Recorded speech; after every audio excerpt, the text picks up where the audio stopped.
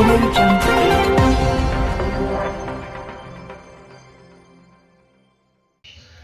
हिंद मित्रों।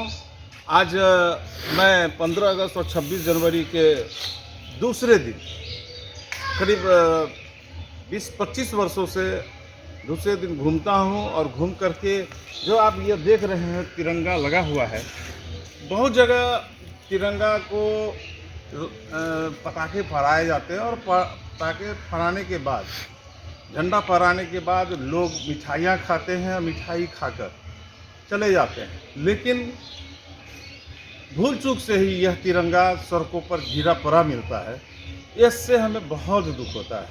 मैं आज 20 वर्ष पहले जब अपने घर से मॉर्निंग वॉक में निकला था तो सड़कों पर इसी तरह तिरंगे गिरे पड़े मिलते थे। लोगों को हमने बहुत समझाया। उस समय मैंने 2-3 बोरा राष्ट्र ध्वज चुना था और उसको सहेज के जल समाधि दी थी। यह प्रक्रिया मैं हर 15 अगस्त और 26 जनवरी के दूसरे दिन करता हूँ। आज भी मैं हर विभाग, स्कूल, सड़क पर घूम करके ये हमारी ही सिर्फ जिम्मेवारी नहीं, हर व्यक्ति की जिम्मेवारी कि राष्ट्रीय ध्वज कहीं गिरा पड़ा न रहे, इसलिए उसको सहेज के रखने की आवश्यकता है। कहा हूँ कि कहीं पटाखे गिरे हुए हैं तो मैं सभी से निवेदन करता हूँ, यह सिर्फ मेरा ही दायित्व नहीं, हर हिंदुस्तानी का दायित्व है। जिलेबी खाने की बहुत ऐसी बहनें थी जिनके हाथों की चूड़ियाँ टूट गई, विधवा हो गई और तब जाकर के यह देश आज़ाद हुआ था। इसलिए मैं आपसे बार बार निवेदन करता हूँ कि जहाँ भी राष्ट्रीय ध्वज अनचाहे रूप में ही अगर गिरा हुआ, किसी के द्वारा गिरा हुआ हो, तो उसे उठाकर सहेज कर उसका सहसम्मान करना चाहिए और उसे जल समाधि देना चाहिए। यह नियम है। लेकिन हम आपसे बार बार फिर से निवेदन कर,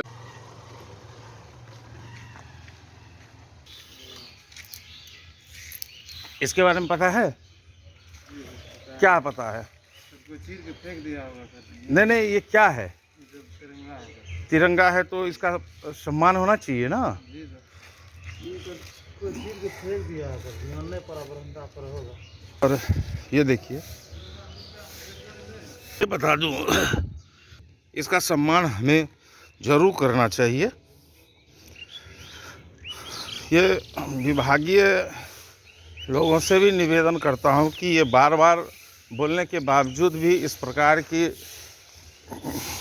अव्यवस्था नहीं होनी चाहिए।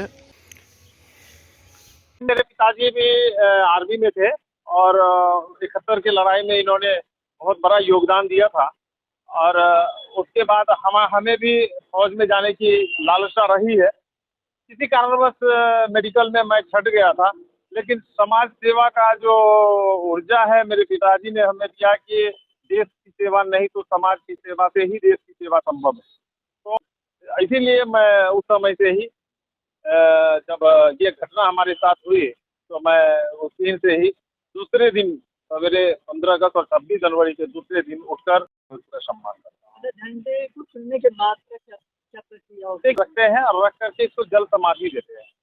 किसी नदी में इसको बांध करके अच्छे से कि कोई देखे नहीं, सिर्फ मैं ही रहता हूँ वहाँ पर और उसको सम्मान से उसको विसर्जित करता हूँ। घर के और लोग भी सहयोग करते हैं? निश्चित रूप से जब मैं यहाँ से चुन करके जाता हूँ, लेकर के जाता हूँ, तो मेरी बिटिया और हम दोनों मिल करके उसको सहेजते हैं, बढ़िया से इसको साफ कर करके और ये में रख करके उसको विसर्जित करते हैं। अनिल चौधरी। हर बार अनिल भैया आते हैं यहाँ पर, जो राष्ट्रीय झंडा रहता है वो अनिल भैया जो गिरा रहता है वो उठा के लेके चल जाता है। हमको बहुत बढ़िया लगता है और हमको भी अच्छा लगता है कि जो जहाँ भी गिरा हो हम भी उठा के उसको पॉकेट में डाल लेते हैं। जय हिंद। जानते हैं फ्लैग में आपको तो मैं अभी जस्ट बताया ही कि सुबह सुबह उठ के दूसरे दिन उठ के पूरा झंडे को उठाना और मतलब कि झंडा क्या वो अपना एक राष्ट्र धरोहर है, उनको सम्मान देना बहुत ही अच्छा लगता है। और पिछले मैं 5 साल से इनको जान रहा हूँ, अनिल चौधरी जी को, और अनिल चौधरी भैया जी इनको सब बोलता है यहाँ। और 26 जनवरी और 15 अगस्त 2 दिन तो अपना सब अपना झंडोत्तोलन करता है, बच्चे सब पूरा खुशी मनाता है, मिठाई खाते हैं, गुजिया खाते हैं। लेकिन ये एक ऐसे शख्स हैं जो कि सुबह सुबह दूसरे दिन उठ के रोड हो, गली हो, मोहल्ले हो, कहीं कहीं जाके पूरा झंडे को उठाना और उसको एक सम्मान देना, बहुत अच्छी चीज़ है ये। तो यही वजह है कि इन्हें फ्लैगमैन ऑफ बिहार कहा जाता है। जी जी जी, क्या नाम है? सत्यम सौरभ झा फ्लैगमैन के नाम से जानते हैं।